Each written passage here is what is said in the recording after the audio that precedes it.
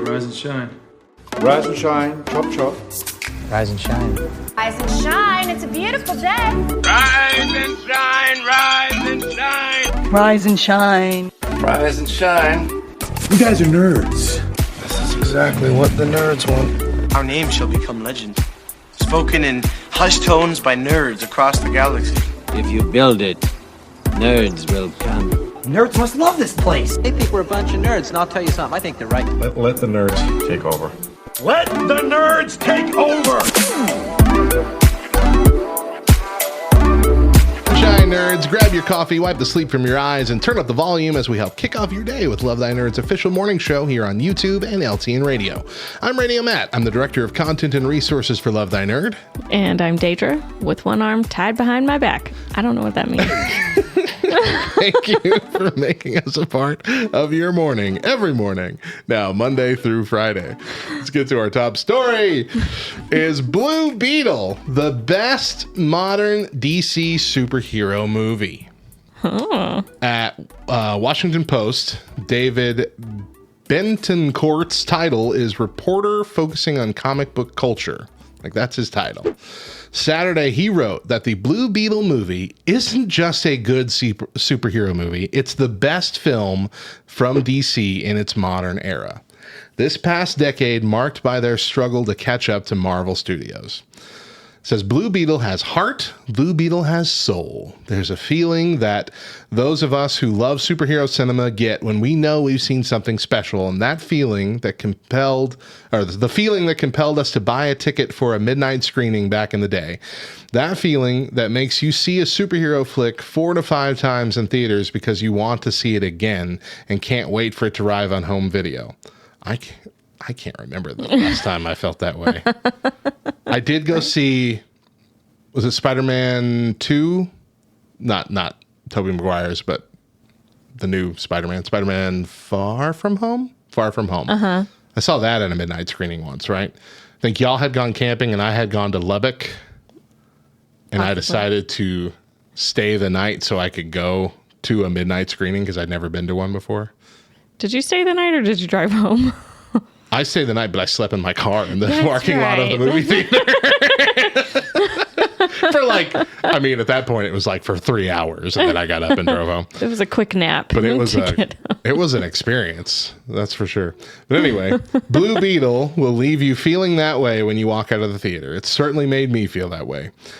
I do not know how to say this guy's name. Zolo Marandueña as Jaime Reyes, the kid under the Blue Beetle armor. Gives a performance that I can only describe as Downey-esque. Yes, I have no qualms in saying Blue Beetle gave me Iron Man in 2008 vibes. Not just in an individual performance of the lead actor or the high-tech suit of armor, but also in the feeling that this is the start of something big. The second Blue Beetle's credits started rolling, I knew I had seen the best DC movie of the last decade. The movie had heart, humor, and multiple complex villains.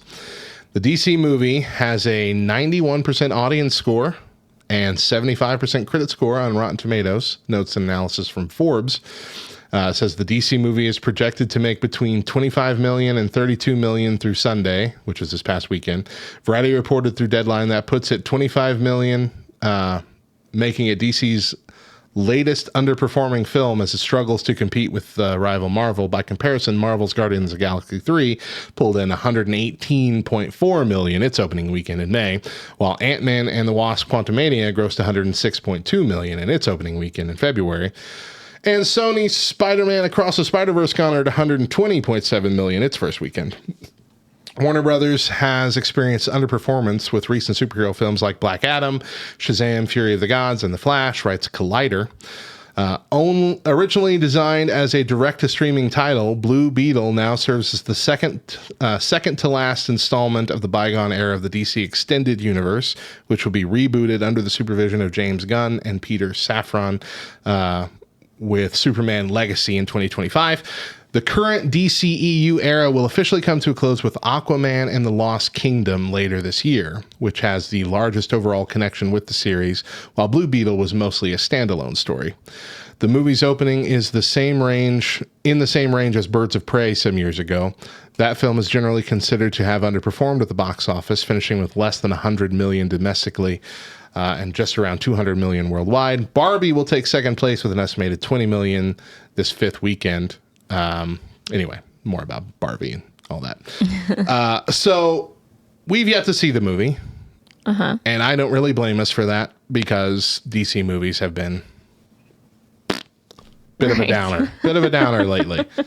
I did watch Black Adam. Yeah. I don't think I watched it. You didn't, no. It was The Rock's like 14 year in the making movie. Blah. It was bandied about as one of the best superhero movies ever. And it was a popcorn movie. It was a smash 'em up popcorn movie that if that's all you want, that's fine. When it comes to really approaching a narrative worthy of, a multi-verse superhero aspect, it's just and it had I still don't understand the compulsion to not have Shazam be a part of it. Shazam and Black Adam, that's the Superman and Lex Luthor. I mean, why would you not? It was The Rock's from the beginning. Like, I don't want Shazam in the movie. Really? Even at the end, where there would be the perfect cameo for Shazam to show up, they're like, let's get Henry Cavill back and make people think that he's going to be returning as Superman, which he didn't. Like, I don't understand. So, yeah. Yeah, that's rude. It was like teasing the return of Henry Cavill as Superman, and then they got canned immediately after the movie's release. They just changed their minds too much in DC. There are too many resets. I mean, it's just ridiculous. Playing around. They shot themselves in their own foot with hype. The Flash was called the greatest superhero movie of all time by so many people that saw it before anybody else, like for a year leading up to it. Like, this is going to be the greatest superhero movie of all time, or similar things from a bunch of early reviewers. Even Stephen King gave it a glowing review, exciting a lot of people because he got to see it early. It just finished its run making 286 million on a movie, which sounds like a lot. Worldwide, 286 million, but the movie cost 220 million to make. Oh dear. And even though that might sound at least like a minor success, that doesn't account for the likely $100 to $200 million spent in marketing the film to get people to go see it. So in reality, The Flash was a huge loss. But I mean, you can even go back to the original Suicide Squad movie, which I think was the second or third movie in the DCEU. It had the terrible Jared Leto Joker that nobody liked, and the weird bubble-headed villains that didn't make any sense, and just the convoluted aspects of all these different storylines that just never meshed well together. It's just been one disappointment after the other. Man of Steel did okay, which was the first movie in the whole mess, but then it also had a lot of detractors because they didn't understand why Superman had to kill Zod. Spoiler alert, but it's been a long time. Like, everyone was really upset. Like, Superman doesn't kill. Like, yeah, but he's also just now becoming Superman. You're not realizing the struggle. And he obviously didn't want to. But the dude was like slicing whole buildings in half, and they were falling over and killing a bunch of people. Like, so many people had already died. And there was no way to stop him because he was essentially another Superman. I mean, I could tell us how you really proselytize for that movie all day if you'd like. But anyway, I liked Man of Steel a lot, and I think it got a little bit. But I also like Green Lantern. So can you trust me? No, I guess not. I am notoriously forgiving of bad movies. I love Green Lantern, but they just have gotten worse and worse. Just enough. There have been just enough good movies. Like Wonder Woman was really good. Just enough good movies to keep us hopeful. Aquaman was really good. Just enough to keep us like, all right, maybe they're turning it around. And then we're served another steaming pile. Mosaic, you like Green Lantern too? I don't think I've heard anyone else agree with me ever. I'm so excited to hear that. I thought it was great. It had its faults. But nothing that couldn't be turned around in the next movie, which would have been like the seeds of the Sinestro Corps War, which would have been so good. to see. And then Blackest Night could have been later after that. That's DC's version of a zombie apocalypse with superheroes and supervillains as zombies. How could you not want this in a movie? Right. But we couldn't. It was even then. Because that was supposed to be the start of the new movies, like the new set of movies. Green Lantern was supposed to be the first. And then because it didn't do great. This is what I'm saying. March Strongest Sinestro was so good. They couldn't. They're like, oh, never mind. Let's start with Man of Steel instead and forget Ryan Reynolds. They just keep cutting. Yeah, they build you up, and then they're like, oh, well, that didn't do as well as we thought, so we're just gonna abandon that and go this other direction. But they do it too much, and you're like, well, now I don't want to go see your movie because you're gonna get me excited about a storyline, and you're just gonna cut it anyway. Yeah, I mean, and then either just do a standalone, just standalone movies, or build a story and stick to it. Which was better for DC. Their standalone movie time was better. Yeah. But with even with the current DCEU, we got all these teases for where the Justice League story was going to go in Batman versus Superman. With the Flash coming from the future and teasing what was happening then. And then Justice League came out having been heavily edited by Joss Whedon because Zack Snyder had to leave after his daughter's passing. And that got screwed up. And then we got that released on HBO Max, the Zack Snyder version, which I thought was great, but led into a whole thing where, well, this would have been the third and fourth movie, but we're not going to ever do it. Like, it's just a whole bunch of coulda, probably shoulda, not gonna. And it's just a bummer. Yeah. Frost says Green Lantern was the last movie he watched as an actual midnight release. I would have enjoyed it. I think it would have been great. One final note, as we're hoping that James Gunn can turn it around. It's possible, it's been hinted at, that even though Blue Beetle is happening in still the DCEU era before the reboot, it's possible we will still be seeing Blue Beetle, the same character and everything, in the new version, in the DCU that James Gunn is kicking off in 2025. If that's the case, Blue Beetle's director wants Ted Lasso himself, Jason Sudeikis, to play Ted Cord, which is the scientist that previously was known as Blue Beetle in the storylines, for the possible sequel. And I am all for more Jason Sudeikis. I love the man. Fantastic actor. All right. In other news today, Microsoft takes down a string of embarrassing travel articles created with algorithmic techniques. What? Okay. Microsoft took down a string of articles published by Microsoft Travel last week that included a bizarre recommendations for visitors to Ottawa to visit the Ottawa Food Bank and to consider going into it on an empty stomach. The now deleted article that included the recommendation headed to Ottawa? Here's what you shouldn't miss went viral after writer Paris Marks shared it as an example of an AI flop. The online chatter about the article and the clearly offensive nature of the food bank recommendation prompted Microsoft to issue a statement. The statement blamed a human. This article has been removed, and we have identified that the issue was due to human error, a Microsoft spokesperson said. The article was not published by an unsupervised AI. We combine the power of technology with the experience of content editors to surface stories. In this case, the content was generated through a combination of algorithmic techniques with human review, not a large language model or AI system. We are working to ensure this type of content isn't posted in future. It wasn't the AI that was the problem. It was the human. There was a content editor. Then they made the mistake. We all make mistakes. I might be more persuaded by the stance of that article, however egregious it was, were it the only one. In fact, it was not. There were at least a handful of articles that made equally absurd but less offensive travel recommendations. So it's essentially, it was recommending the food bank as a restaurant. Right. And like, you don't get to that point without it being clearly some sort of AI generated thing. I feel like a person would know, Oh, that's a food bank. Consider going there on an empty stomach. Well, yeah, dude. If you're going to the food bank, it's probably because you don't got food. And was this a review? It wasn't a review. No, it was just like a recommendation. 10 spots to visit here, that kind of thing that, all these travel spots have. I have a problem with that too.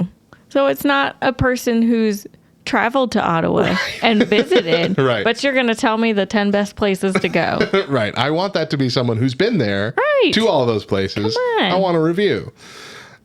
So it does make sense that a human needs to approve the article and give prompts to the AI. Sure. Human's going to be there. But I love how it's like the human's fault. Like if you had a human write the article, this never would have happened. We're going to see these more and more, these kind of issues. AI is leaps and bounds from where it was this time last year. But I think it still has a long way to go for being trustworthy. Yeah. Recommending Oreo stir fry. It's just ridiculous. And lastly, this one's going to make you happy as a mother of a child who enjoys this game. I don't know. Roblox facilitates illegal gambling for minors, according to a new lawsuit. Ooh. So this is from ARS Technica. A new proposed class action lawsuit accuses user-generated metaverse company Roblox of profiting from helping to power third-party websites that use the platform's Robux currency for unregulated gambling activities. In doing so, the lawsuit says Roblox is effectively working with and facilitating the gambling website defendants to offer illegal gambling opportunities to minor users. The three gambling website companies named in the lawsuit, Satsuzuki, Studs Entertainment, and Roblox Wild Entertainment, allows users to connect to a Roblox account and convert any existing balance of Robux, the virtual currency for Roblox, into credits on their gambling site. And then those credits act like virtual casino chips that can be used to make simple wagers on those sites, ranging from blackjack to simple coin flip games. If a player wins, they can transfer their winnings back to the Roblox platform as Robux. The gambling site uses the fake purchases of worthless dummy items to facilitate these Robux transfers, according to the lawsuit, and Roblox takes a 30% transaction fee both when the players cash in and cash out from the gambling site. 30%? Gracious. If the player loses, the transferred Robux are retained by the gambling website through a stock account on the Roblox platform. In either case, the Robux, it's really hard to say Robux and Roblox over and over again. Robux can be converted back to actual money through the developer exchange program. For individuals, this requires a player to be at least 13 years old, to file tax paperwork in the U.S., and have a balance of at least 30,000 Robux, which is about $105 worth. The gambling websites also use the developer exchange program to convert their Robux balances to real money, according to the lawsuit. And the real money involved isn't chump change either. The lawsuit cites a claim that RBX Flips owners that 7 billion Robux, worth over $70 million, was wagered on the site in 2021. And the site's revenue increased 10 times as much in 2022. Holy cow. The site also frequently promoted by Roblox-focused social media influencers to drum up businesses, according to the lawsuit. Roblox's terms of service explicitly bar experiences that include simulated gambling, included playing with virtual chips, simulated betting, or exchanging real money, Robux, or an inexperienced items of value. But the gambling sites get around this prohibition by hosting their games away from Roblox's platform. Of user-created experiences while still using Robux transfers to take advantage of players' virtual currency balances from the platform. So essentially they're saying, we're using your monetary system and the rules you've set up with the developer exchange program to run our own stuff over here off your site. And that's kind of what Roblox's response is. Like, these are third-party sites that have no legal affiliation with Roblox whatsoever. Bad actors make illegal use of Roblox's intellectual property and branding to operate such sites in violation of our standards. Sure.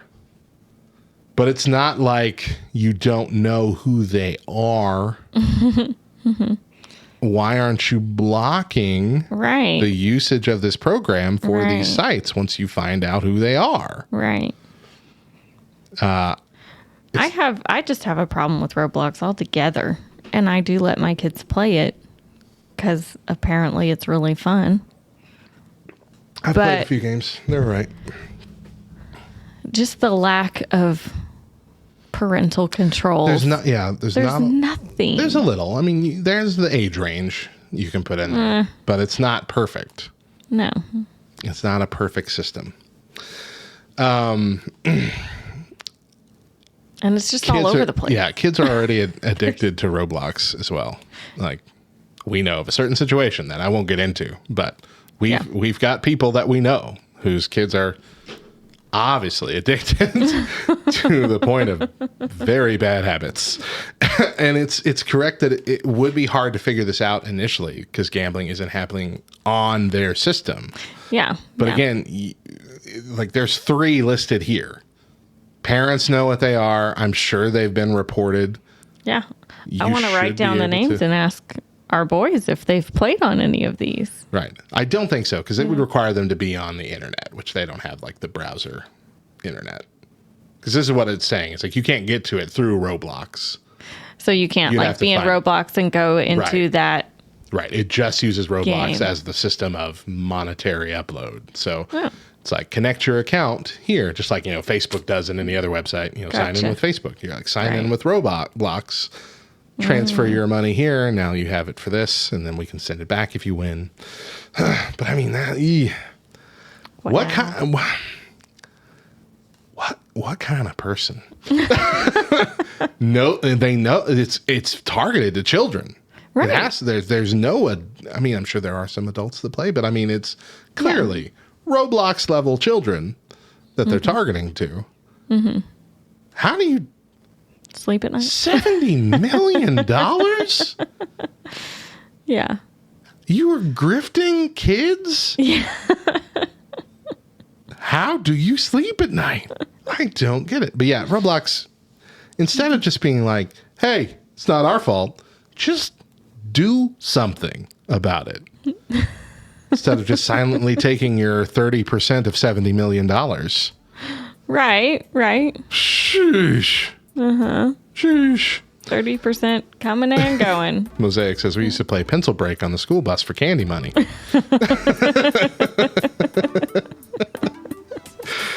I'm not going to fall for a potato in my tailpipe. Let's wrap up the news today and take a quick break. But when we come back, I've got something to get off my chest. And we'll share today in nerd history. Stick around.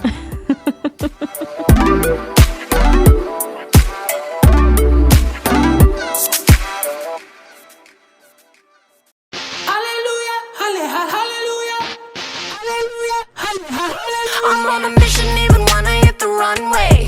Running miles, hit the track like I'm Usain. Feeling love, spreading peace like it's ballet. Crossing back door borders, I got leeway.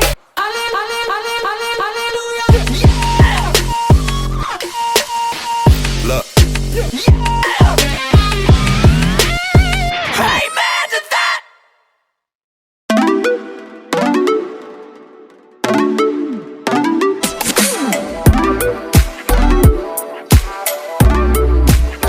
Welcome back to Rise and Shine Nerds, LTN's official morning show here on YouTube and LTN Radio. For this next segment, Deidra is taking the reins with something she wants to get off her chest. Deidra? This is a story about Matt. He's so excited that I get to tell it. It's stupid. And it showcases my awkwardness as a human being. Yes.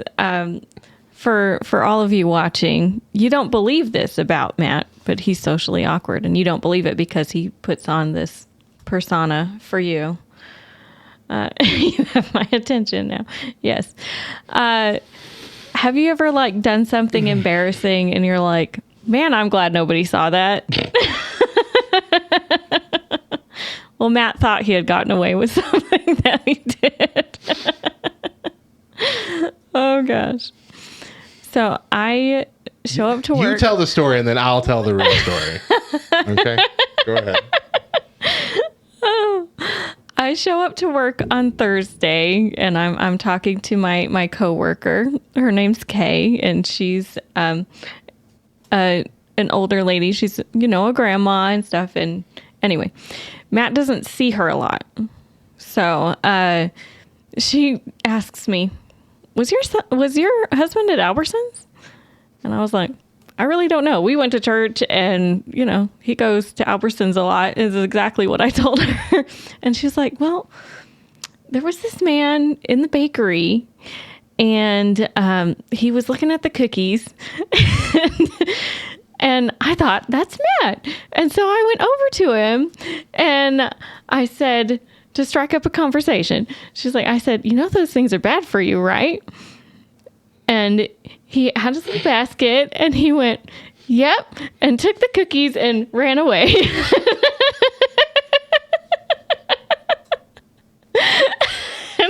and she was like, so now I'm like, was that Matt? I don't know. Did I just come up to a random person and tell him that he shouldn't eat cookies?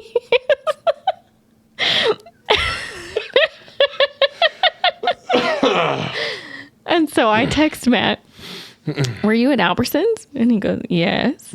And I said, were you buying cookies? Did a strange lady come up to you and say, those are bad for you, And he had to confess that, yes, that was him. And he did not recognize Kay. He said he recognized her. Look, okay. Here's what happened. I'm a socially awkward person. I was going to Albertsons to get a couple things, and because I had time, I was going to look around for different keto options because we're getting back into the keto mode. He's looking at cookies. And I was going to the meat and cheese section, which is right in the bakery area because that's where the deli and all that kind of stuff is. Uh-huh. And I do always stop at that little cookie section because our Albertsons, and I think most Albertsons still do this, but our Albertsons used to make a chocolate chip cookie with M&Ms in it. Mm-hmm. And they were the best store-made cookies I've ever had.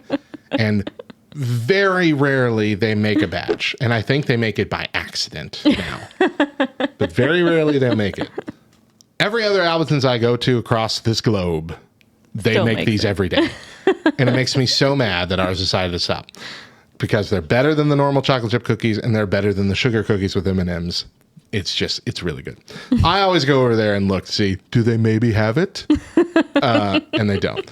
But I went over there and I hear, those are bad for you, And I'm like, who's this stranger talking to me? I look up and I recognize the lady as someone I've seen before.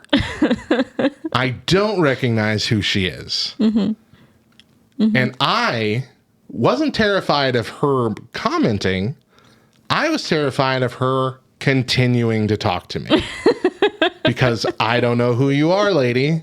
And I'm going to be super awkward and not have anything to say. So I'm going to have to ask you, do I know you? How's your life? What's your name? How's your spouse or child?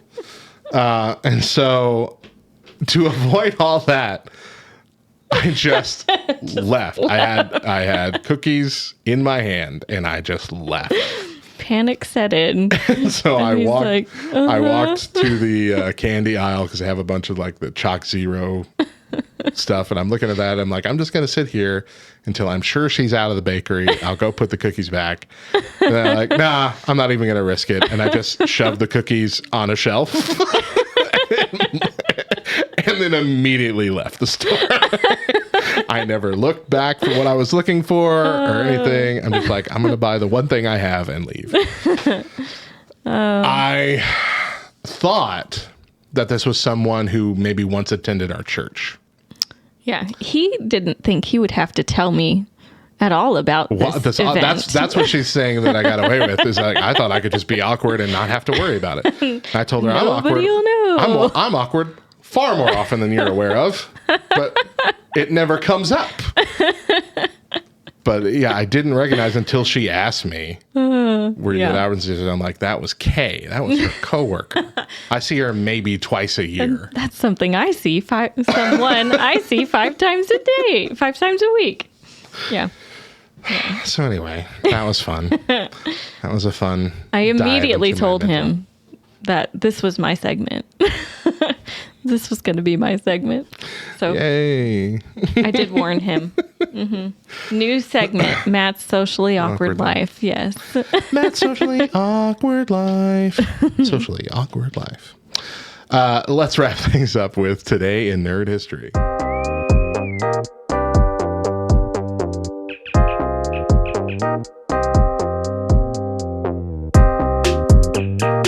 Today in Nerd History. Today's date is August 29th. On August 29th, 1941, Jimmy Olsen, a young photojournalist and friend of Superman, made his comic book debut as a named character in Superman number 13, where he helped the Man of Steel stop a criminal archer from robbing a charity event. On August 29th, 1997, Netflix was founded by Reed Hastings and Mark Randolph as a company that offered online movie rentals and sales through DVDs.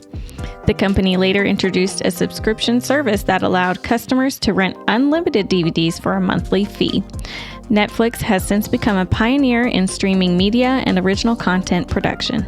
And on August 29th, 2005, Prison Break premiered. This thrilling TV series about 2 brothers who escape from prison and clear their names featured a complex plot, a talented cast, and a lot of action and suspense. The key factor of the first season was the younger brother having had the blueprints for the prison tattooed on his back, disguised to look like a large tattoo mural. For more nerdy facts about today's entries, find the companion article on lovethynerd.com.